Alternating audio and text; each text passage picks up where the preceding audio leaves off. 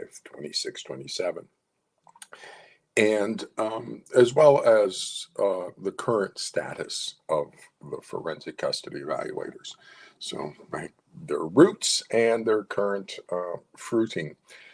And I wanted to just pop on to say something to all the parents out there and all the professionals regarding the use of made up pathology labels. And there's three of them that are currently being used.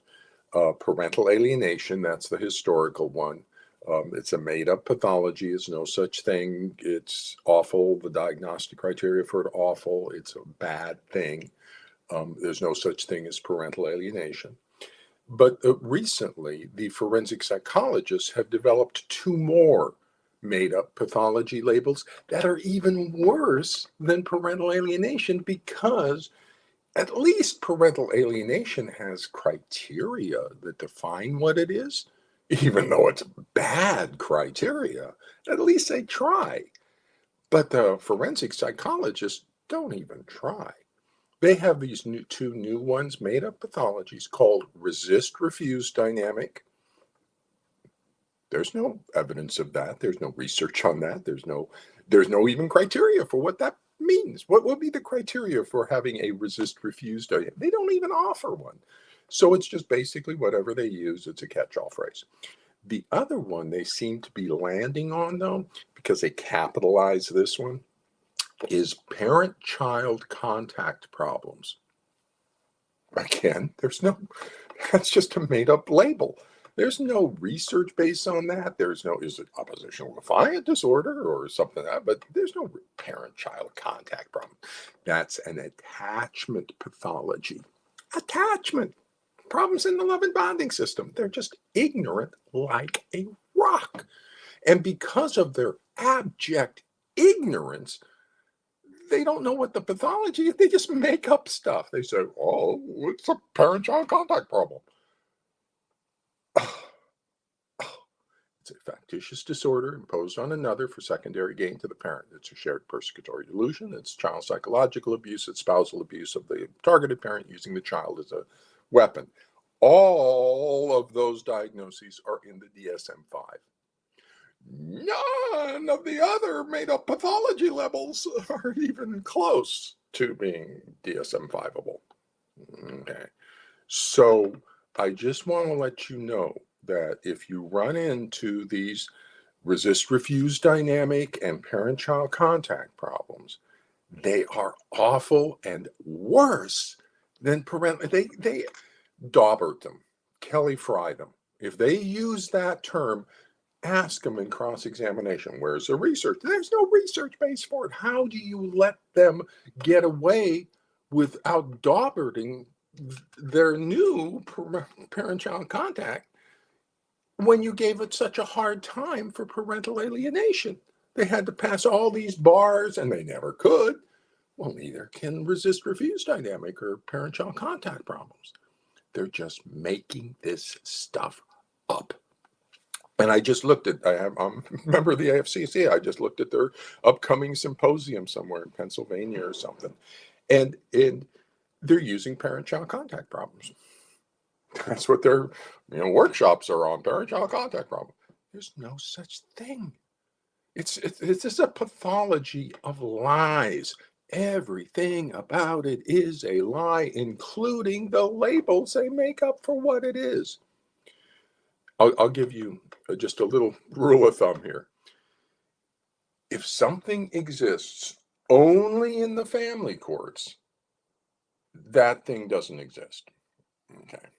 It has to exist in the real world and then be part of the family courts. It doesn't just, something unique just doesn't happen in the family courts. Okay. So do we have parent-child coordinators anywhere else in ADHD or autism? No, we don't need parent-child coordinators anywhere else because we fix everything. We even got like autism spectrum and these kids in juvenile justice. We don't appoint parent-child coordinators for anything else. We do in the family court. We don't do guardians ad litem anywhere else. Not like you guys do it. You just throw them out like candy. We don't do supervised visitation like you guys use it. We use supervised visitation for a child abuse diagnosis. We don't toss it around just because, and so, but forensic custody evaluation only exists in the family courts. That approach to, before I run off, let me just explain something about this experimental approach of custody evaluation. All the other assessments that are done in clinical psychology, other than forensic custody evaluation, use the same format, which is we test to the referral question. What question do you want answered? And then we apply our testing to it. Is there a learning disability? We do IQ testing. Is there a, personality pathology? We apply our personality testing or something. And so we answer a question. In the family courts, the question is, what should the child's custody status be? There's no tests for that. There's no assessment that can answer that question. That's an invalid referral question. There's no way to answer what the child's custody schedule should be. And it's not the psychologist's decision, it's the court's decision. The proper referral question is there child abuse and which parent is abusing the child? Because if the child's trying to flee a parent, there's child abuse. We just need to know which parent is causing the child abuse. Now, that's a referral question we can test to or assess. What should the child custody be? That's it. And so what the forensic psychologist did is they left clinical practice of what everybody else and all the other doctors are doing and created their own new role, quasi-judicial role, where they just made up this new role of now I'm kind of a mini judge deciding on custody because a judge can't do it on their own. And they made up a whole new assessment approach of, just talking to people and not really doing a differential diagnosis or anything and just talking and making recommendations. And they were allowed to do that, experiment on parents and children in the family courts. And the experiment failed miserably. It was a bad conceptually. There is no quasi-judicial role for doctors. That was a bad decision, and I will challenge that role as being a bad role for doctors. There's no quasi-judicial role for doctors. We diagnose and treat pathology. So they did a bad thing in doing that, and then they just made up this whole new assessment approach. Then they made up parental alienation and thought about that for 40 years, and now they're making up parent-child contact problems, and all because they are ignorant like a rock. Just Google ignorant, lack of knowledge or information. The patients are explaining the pathology to the doctors. When the patients are explaining the pathology to the doctors, lack of knowledge or information. They are ignorant like a rock and lazy. If you're having your patients explain the pathology, no, it's not a resist-refuse dynamic, doctor. It's a factitious disorder imposed on another in the DSM-5. Look at the criteria, doctor. You have your patients explaining the pathology to you. How did they get away with this? Where are the licensing boards? Where are the licensing boards? Nowhere to be seen. You're given the worst possible psychologist. Don't diagnose anything, ignorant like a rock, lazy, just they don't care. And colluding with the child abuse as a result, misdiagnosing stuff, destroying the lives of children, destroying the lives of their parents. And they can just do that. Be president of the AFCC and be like a big kahuna and writing journal. It's bad. It is really bad. And I'm looking at it. I'm looking at their old articles and I'm going through them line by line and looking at their custody reports and stuff. We need to get clinical diagnostic assessments back. I'm going to close with this. Because this is an email I just got. It's not from a client. It's somebody who I spoke to on a triage a couple months before. And I said, you're going to need to get a diagnostic assessment. And this isn't even in the US, it's internationally. And I said, you're going to need to get a diagnostic assessment of the problem. And so I just got an email that, yes, they did. They got it. Well, they got an assessment for the problem. And they sent me the report and said, can you take a look at this? And I said, oh.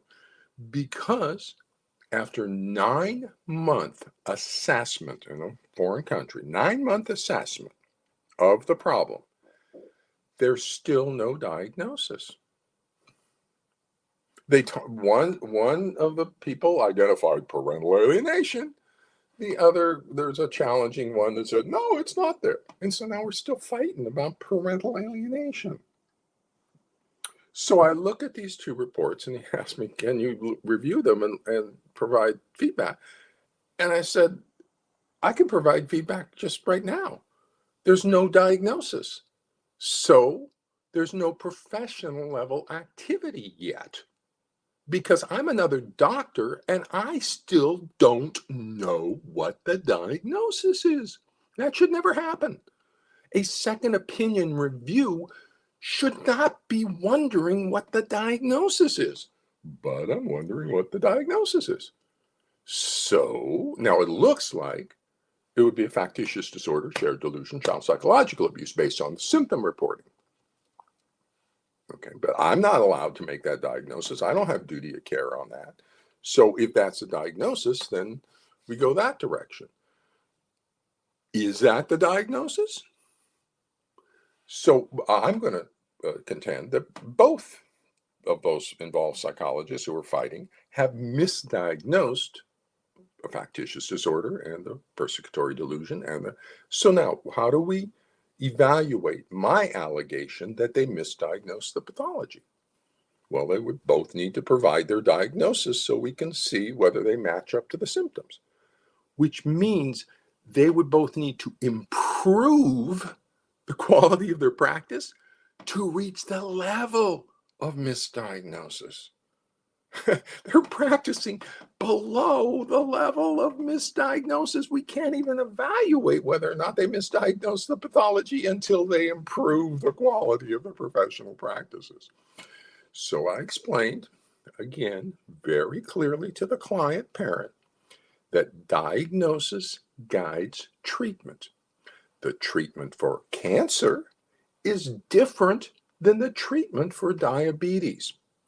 And I suggested to this parent that they go back to their doctors in their country and explain that to them. That diagnosis guides treatment, that we have some conflict right now about what the treatment plan is. So what's the diagnosis? ICD-10, ICD-11, or DSM-5, take your pick, they're both basically the same. So give us a diagnosis so then we can decide what the treatment is. Okay, and they are having to explain that diagnosis guides treatment to the doctors.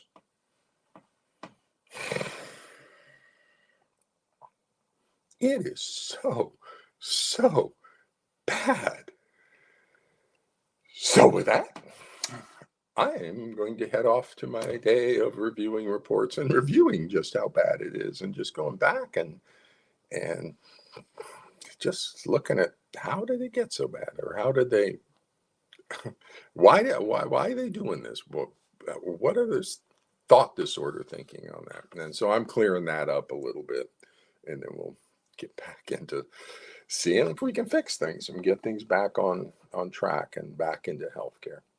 So with that, I just wanted to kind of chime in and get that off my chest and let everybody know the important thing, there is no such thing as resist-refuse dynamic.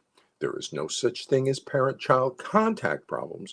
Those are just the new versions of parental alienation, only worse because there's no criteria for them. And so they can't be attacked because they don't really exist. And so you can't say there's no such thing as resist-refuse dynamic and you're well, you have no criteria. So you can't even challenge the criteria because they have none. And so it's just, and they're doing it. They're doing it. It's like crazy. So with that, good luck, everybody, and take care.